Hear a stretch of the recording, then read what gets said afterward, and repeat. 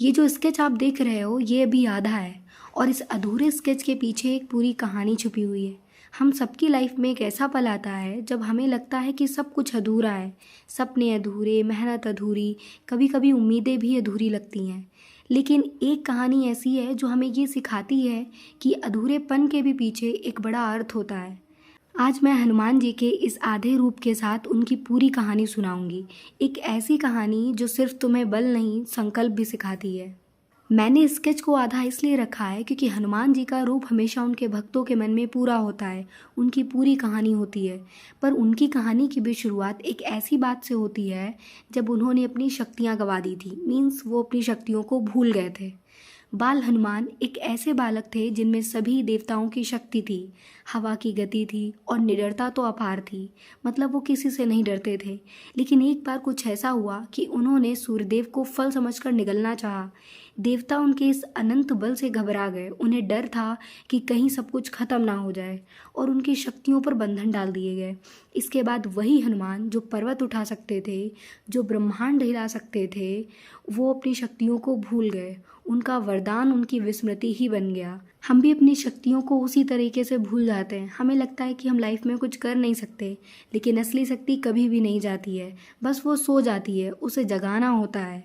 कपिवर जामवंत जी ने उनकी शक्तियां जगाई। उन्होंने उनसे कहा, पुत्र तुम अपनी शक्तियों से अनजान हो, तुमसे बढ़कर इस दुनिया में कोई भी नहीं है। और बस एक वाक्य, एक शब्द ने और एक याद ने उनकी सोई हुई पर्वत जैसी शक्तियां जगा दी। हनुमान जी की आंखों में एक चमक आ गई थी, उनका हृदय गरज उठा था। और यहीं से आगे की कहानी की शुरुआत होती है। आगे समुद्र था, बीच में प्रचंड हवाएं थीं और उस पार लंका, जहां संकट भी था और समाधान भी था। लेकिन हनुमान जी रुकने वालों में से नहीं थे।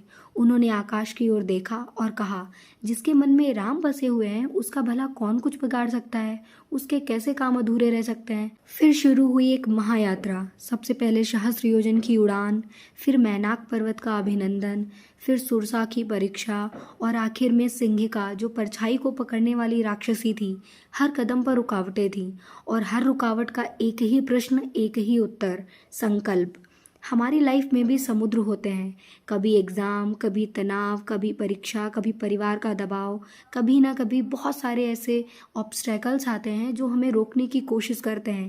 लेकिन हनुमान जी दिखाते हैं, रुकावट का मतलब रुकना नहीं है। हाँ, थोड़ी देर प्लान बनाने का होता है कि आगे मैं क्या करूं, लेकिन ऐसा नहीं कि आप वहीं से अपनी पूरी लाइफ ख़त्म कर दो। नहीं, आगे हमें और काम करना है।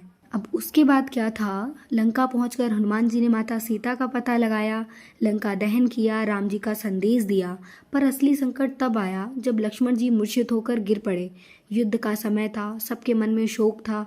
श्री राम जी बहुत ज़्यादा विचलित थे और भावुक थे। उन्हें समझ नहीं आ रहा था कि वो क्या करें। तब सबका एकमात्र सहारा था हनुमान जी। तब वहीं पर हनुमान जी से कहा गया, संजीवनी ले आओ, लक्ष्मण के प्राण तुम्हारे हाथ में हैं। अब क्या था, हनुमान जी ने बिल्कुल भी नहीं सोचा और सीधे वो चले गए द्रोणागिरी पर्वत पर। अब वहाँ पर असंख्य जड़ी बूटियाँ थीं। उन्हें समझ नहीं आ रहा था कि कौन सी जड़ी बूटी है, क्योंकि जैसा वैद्य ने बताया था कि जो चमक रही हो उस तरीके की लेके आना, लेकिन वहाँ पर तो कई सारी थीं, असंख्य थीं, सभी चमक रही थी। उन्हें समझ नहीं आया। तभी उनकी शक्तियाँ तो जागृत हो ही चुकी थीं। हनुमान जी ने एक पल सोचा और निर्णय लिया। फिर उन्होंने पूरा पर्वत ही उठा ले जाना ठीक समझा, क्योंकि उन्हें समझ नहीं आ रहा था कि वो क्या करें। क्योंकि उनके लिए लक्ष्मण सिर्फ राम जी के भाई नहीं थे, राम जी की धड़कन थे। उनकी सेवा, उनका कर्तव्य, उनकी भक्ति, यही सब सिखाती है कि भक्तियों में भी शक्ति होती है। और फिर क्या, संकट मोचन हनुमान जी ने लक्ष्मण जी के प्राण बचा लिए। ये आधा स्केच अभी पूरा हो गया है। अब आप सोचेंगे कैसे, अभी तो ये मुझे आधा ही दिख रहा है। नहीं, चूँकि मैंने स्टोरी समझाई है उस तरीके से तो ये पूरा हो चुका है। क्योंकि भले से ही ये अभी नहीं पूरा है, अधूरा है, लेकिन हम सब भक्तों के मन में उनकी पूरी तस्वीर है। एक बात हमेशा याद रखो, जिंदगी में कितनी भी रुकावटें क्यों ना आए, हनुमान जी की तरह तुम्हारा संकल्प उन्हें पूरा कर देगा। बस तुम दृढ़ संकल्प तो लो कि मुझे ये काम करना है। सो आई होप आपको ये वीडियो पसंद आया होगा। अगर हाँ तो इसको लाइक करें और अगर आपका मन हो तो इसको शेयर भी कर दें। जय श्री राम, जय बजरंगबली।